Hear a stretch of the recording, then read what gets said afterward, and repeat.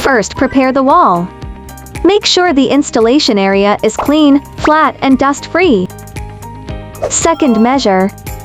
Measure the wall before installation to estimate the number of Moroccan peel and stick backsplash tiles needed. Third, peel off the backing film.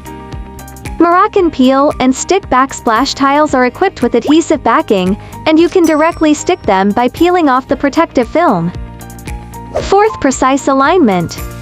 When sticking, make sure that the edges of each Moroccan peel and stick backsplash tiles are straight and aligned to maintain the overall beauty.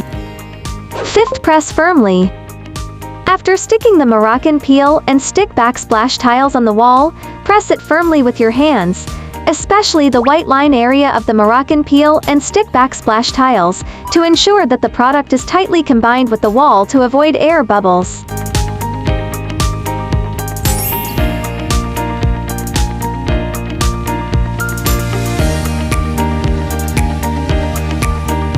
Follow a CE hardware store to get more home improvement tips.